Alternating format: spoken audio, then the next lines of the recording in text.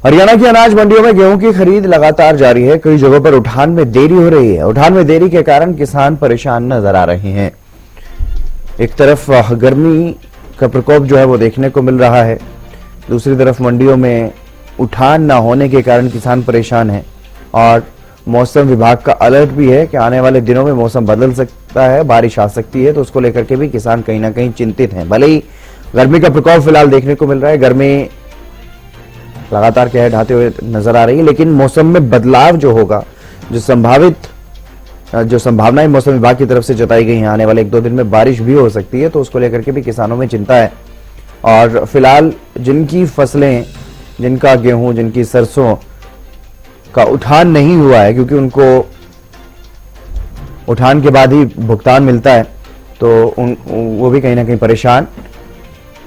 और जिन लोगों को मंडी में अपनी फसल उतारने तक की जगह नहीं मिल रही है, वो किसान भी परेशान हैं। उठान में काफी देरी कई मंडियों में नजर आ रही है, इसकी वजह से किसान खासे परेशान हैं।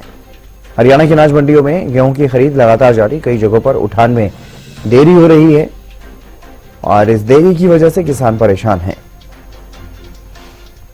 हरियाणा की अनाज मंडियों में गेहूं की खरीद लगातार जारी, खरीद प्रक्रिया चल रही है, लेकिन उठान में देरी के कारण किसान परेशान है। हरियाणा की अनाज मंडियों में गेहूं की खरीद लगातार जारी, कई जगहों पर उठान में देरी हो रही है। उठान में देरी के कारण किसान परेशान। हरियाणा की अनाज मंडियों में गेहूं की खरीद लगातार जारी। महेंद्र सिंह हमारे साथ जुड़ गए हैं अधिक जानकारी के साथ करनाल से। महेंद्र, फिलहाल क्या कुछ ताजा अपडेट है मंडियों में, किस तरह के हालात? बिल्कुल हितेंद्र, देखिए गेहूं सीजन की बात करें तो अब तक करनाल जिले की जो 10 अनाज मंडियां और 14 खरीद केंद्र हैं, उनमें करीब 7,50,000 मीट्रिक टन गेहूं पहुंच चुका है। और अब गेहूं का सीजन जो है वो अंतिम चरणों में चल रहा है, क्योंकि आवक का जो ग्राफ है अब लगातार नीचे जाता हुआ दिखाई दे रहा है। कल भी करीब 10,000 मीट्रिक टन की आवक हुई थी, लेकिन आज ये ग्राफ और भी नीचे जा सकता है। यानी कि ये कहें कि आने वाले 4 से 5 दिनों में आवक जो है पूरी तरह से मंडियों में पहुंच जाएगी। खेत भी लगभग खाली हो चुके हैं, ऐसे में इक्का दुक्का किसान ही बचे हैं जो अपनी फसल लेकर मंडी पहुंच रहे हैं। अभी जो मंडियों में जो दिक्कत है वो सबसे ज्यादा वो उठान को लेकर है। मैं तस्वीरें भी दिखाना चाहूंगा कि क्या कुछ स्थिति है। हालांकि कई मंडियां ऐसी हैं जहां परिस्थिति कुछ ठीक ठाक है, लेकिन कई मंडियां ऐसी हैं जहां अभी भी लाखों की संख्या में गेहूं के कट्टे खुले आसमान के नीचे पड़े हुए हैं। और जिस तरह से हितेंद्र मौसम विभाग ने जानकारी दी है कि आगामी 25 अप्रैल से जो है मौसम एक बार फिर से परिवर्तित होगा और 26 से 29 अप्रैल के बीच हरियाणा के कई जिलों में पश्चिमी विक्षोभ सक्रिय होगा, जिसके चलते बरसात हो सकती है। ऐसे में यदि उससे पहले ये उठान संभव नहीं हुआ तो बड़ी भारी दिक्कत जो है वो किसानों को भी रहने वाली है, आढ़तियों को भी रहने वाली है और खरीद एजेंसियों को भी रहने वाली है, क्योंकि ये जो अनाज के कट्टे मंडी के अंदर पड़े हुए हैं ये सरकारी बारदाने के अंदर भर दिए गए हैं। यानी कि अब जिम्मेवारी जो है वो सरकारी खरीद एजेंसियों की है कि इसका उठान जल्द से जल्द किया जाए। जी हितेंद्र, बिल्कुल, जिम्मेदारी भले ही सरकारी एजेंसियों की हो, लेकिन जिन किसानों की गेहूं अभी खुले में पड़ी है, जिनके अभी तक मंडियों में रखने की जगह नहीं मिली है, ऐसे किसानों के लिए तो कहीं ना कहीं बड़ी परेशानी होगी। और क्योंकि मौसम बदलने वाला है, 25 तारीख आज हो चुकी है, आज भी मौसम बदल सकता है, आज भी बारिश की संभावनाएं बन सकती हैं। अदरवाइज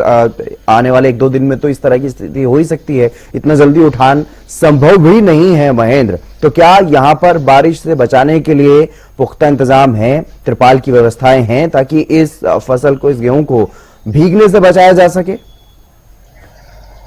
देखिए हितेंद्र, जहां तक बरसात के इंतजाम की बात करें तो जितनी मात्रा में मंडियों के अंदर गेहूं पड़ा है, चाहे वो कट्टों के अंदर है, चाहे वो किसानों की ढेरियां, इतने व्यापक इंतजाम नहीं है किसी भी अनाज मंडी में। ना वो किसान के पास है, ना आढ़ती के पास है और ना ही खरीद एजेंसियों के पास है। तो ऐसे में यदि बरसात होती है, मौसम बिगड़ता है, तो जाहिर सी बात है इसका सीधा असर गेहूं जो मंडियों के अंदर मौजूद है उसके ऊपर जरूर पड़ेगा, क्योंकि मात्रा बहुत ज्यादा है अभी भी अनाज मंडियों में। क्योंकि इस तरह से 7,50,000 मीट्रिक टन गेहूं जो मंडियों में पहुंचा है, उसमें से महज अभी तक 50% उठान ही मंडियों से संभव हो पाया। यानी कि करीब करीब हम लगा के चलें तो 3 लाख मीट्रिक टन से ज्यादा अभी भी मंडियों के अंदर मौजूद है। और उसका अधिकतर जो हिस्सा है वो खुले आसमान के नीचे। इतने व्यापक प्रबंध शायद मार्केटिंग बोर्ड के पास नहीं है कि जो भी गेहूं मंडी के अंदर पड़ा है उसको कवर किया जा सके, उसको बरसात की मार से बचा लिया जाएगा।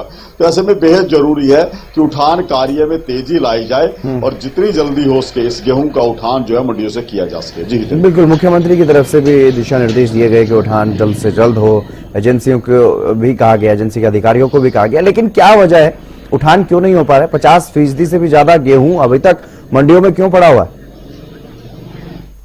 देखिए हितेंद्र, सरकार ने किसानों के हित को देखते हुए अब की बार ऐलान किया था कि मंडियों में गेहूं की जो सरकारी खरीद है वो 1 अप्रैल से शुरू होगी। मौसम की परिस्थितियां भी ऐसी रही कि पहले अच्छी खासी गर्मी रही थी, जिसकी वजह से फसल जो है वो कुछ जल्दी पकी थी। तो ऐसे में किसान पहले दिन से अपनी फसल लेकर पहुंचना शुरू होते, लेकिन जिस तरह से जो नियम बदले गए थे, चाहे वो किसानों के लिए थे, चाहे वो खरीद एजेंसियों के लिए थे, उसमें कहीं ना कहीं रुकावटें जरूर रही हैं सीजन के दौरान।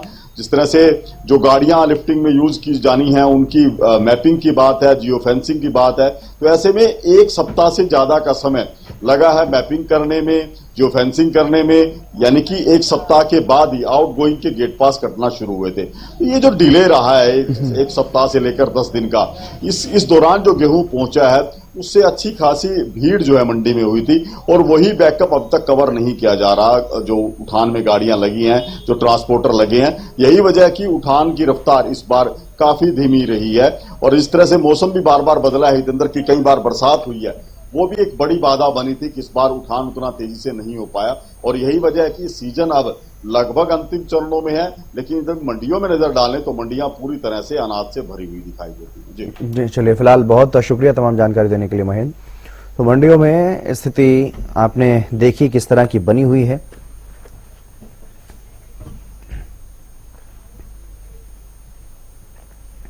हरियाणा की मंडियों में इस समय गेहूं के ढेर लगे हुए हैं, लेकिन उठान की धीमी रफ्तार से किसान और आढ़ती दोनों ही परेशान हैं।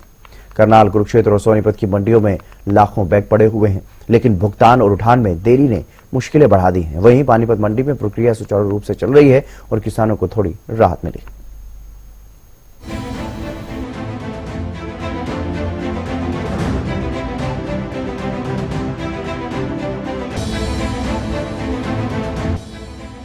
कुरुक्षेत्र के थानेसर, करनाल के इंद्री और सोनीपत के गुहाना मंडियों में गेहूं के ढेर लगे हैं। गुहाना मंडी में तो जाम जैसे हालात बन गए हैं। किसानों को लंबा इंतजार करना पड़ रहा है और भुगतान में देरी ने परेशानियों को और बढ़ा दिया है। हरियाणा की अनाज मंडियों में गेहूं की आवक अब पीक पर है। ऐसे में किसान जो गेहूं की फसल लेकर के पहुंच रहे हैं, उनको कोई दिक्कत परेशानी ना हो अपनी फसल बेचते समय, ऐसे में पुख्ता इंतजाम किए जा रहे हैं। मंडी प्रशासन की तरफ से बात करें या फिर प्रशासनिक अधिकारियों की तरफ से। और एक बार पीछे हम आपको दिखाने का प्रयास करेंगे। जो आवक है वो बढ़ रही है। गेहूं के जो कट्टे हैं वो रखे हुए हैं, चाहे शेड के अंदर की बात करें या फिर बाहर की बात करें। वहीं उठान को लेकर के भी कहीं ना कहीं जो समस्या है वो बनी हुई है, क्योंकि जो आवक ज्यादा हो जाने की वजह से अब की बार किसानों को अपनी गेहूं की फसल गिरते समय खासी परेशानी का भी सामना करना पड़ रहा है। एक बार आड़ती हैं, उनसे भी जानने का प्रयास करेंगे क्या कुछ कहेंगे जी। अभी मंडी में क्या व्यवस्थाएं चल रही हैं, आप क्या बताएंगे? मंडी में इस टाइम आवक फुल जोरों से है और लगभग 70 से 75% सीजन की आवक हो चुकी है। और अब की बार आवक है जो एकदम 2 या 3 दिन के अंदर ही आवक हुई, सारी की सारी आवक हुई है। थोड़ा उठान धीमा चलो है, लेबर की भी समस्या है, क्यों लेबर के द्वारा ही ये सारा काम किया जाता है, मैनुअल काम होता है, वो इसमें टाइम लगता है। और अब की बार जो कटाई है वो 2 या 3 दिन के अंदर अंदर ही एकदम हुई है।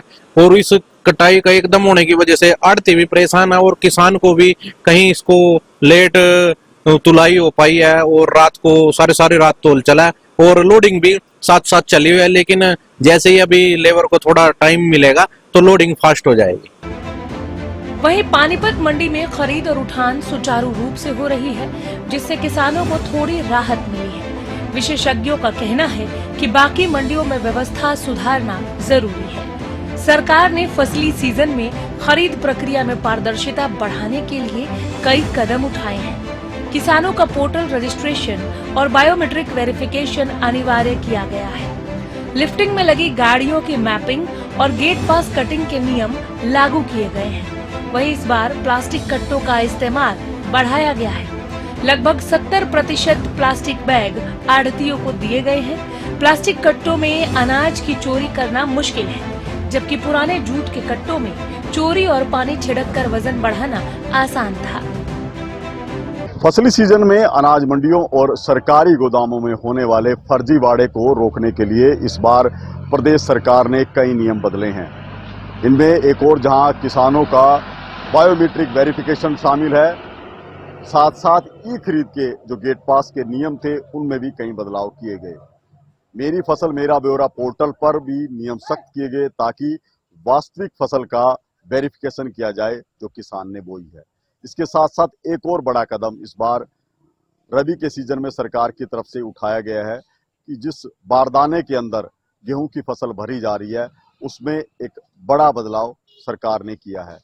पहले ये जूट का बारदाना इसमें इस्तेमाल किया जाता था, लेकिन इस बार जो कट्टे इस्तेमाल किए गए हैं वो प्लास्टिक के कट्टे इस्तेमाल किए गए हैं जिनमें गेहूं भरा गया है और यही प्लास्टिक के कट्टे सरकारी गोदाम में पहुंचेंगे। मैं आपको तस्वीरें दिखाना चाहूंगा क्योंकि इस बार जूट के बारदाने की बजाय प्लास्टिक के कट्टे करीब 70 से 80% इस्तेमाल किए गए हैं। इसमें सबसे बड़ी बात यही है कि जूट के बारदाने में जिस तरह की दिक्कतें रहती थी, इस प्लास्टिक के बारदाने में वैसी दिक्कतें शायद नहीं होंगी, क्योंकि जो भी अनाज कट्टों के जरिए सरकारी गोदामों में पहुंचता था उनमें परखी के जरिए अनाज को निकाला जाता था। ऐसी बहुत सी तस्वीरें सामने आती थी जब गेहूं को परखी के जरिए निकाल लिया जाता था, लेकिन प्लास्टिक के कट्टे में गेहूं चोरी की संभावनाएं जो हैं काफी हद तक कम हो जाती हैं। यही वजह है कि इस बार मंडियों में प्लास्टिक के जो कट्टे हैं वो बड़ी मात्रा में इस्तेमाल किए गए हैं। आप तस्वीरों में देख सकते हैं कि ये गाड़ी जो मंडी से लोड हो रही है इसमें सभी कट्टे जो हैं प्लास्टिक के हैं और ये गेहूं सरकारी गोदाम में पहुंचेगा।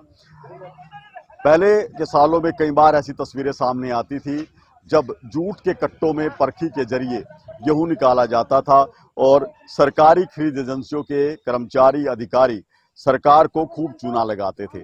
दूसरा जो जूट के कट्टों में खेल होता था वो गेहूं को पानी से भिगोने का होता था, लेकिन प्लास्टिक के कट्टों में ये दोनों ही जो माध्यम है लगभग खत्म कर दिए गए हैं। एक तो प्लास्टिक के कट्टे में रखे गेहूं पर पानी मारना या उसका वजन बढ़ाना संभव नहीं होगा। दूसरा, परखी के जरिए जो जूट के कट्टों के अंदर से गेहूं निकाल लिया जाता था वो प्लास्टिक के कट्टे में संभव नहीं होगा। यदि प्लास्टिक के कट्टे में कहीं पर छेद किया जाता है या परखी उसमें मारी जाती है तो कट्टा फट जाएगा। और यही वजह रही है कि अब की बार सीजन में खरीद एजेंसियों ने बड़ी मात्रा में प्लास्टिक के कट्टों का इस्तेमाल किया है। सिर्फ एफसीआई को छोड़ दिया जाए तो हम वेयर हाउस की बात करें, फूड एंड सप्लाई की बात करें, हैफेड की बात करें तो उनकी तरफ से जो अधिकतर बारदाना इस्तेमाल किया गया है उसमें बड़ा हिस्सा प्लास्टिक के कट्टों का है, जिससे ये संभावना बनती है कि शायद इस बार सरकार की जो कवायद है कि सरकारी अनाज में किसी तरह की हेराफेरी ना हो। एक और जहां प्लास्टिक के कट्टों के इस्तेमाल में सरकारी अनाज में हेराफेरी को रोकने में मदद मिलेगी, वहीं दूसरी ओर हरियाणा की कई मंडियों में खरीद और उठान में संतुलन लाना जरूरी है। पानीपत में मंडी प्रक्रिया सही है, लेकिन बाकी मंडियों में सुधार आवश्यक है। Bureau report, Haryana news. चलिए बुलेटिन में बस इतना ही। नमस्कार।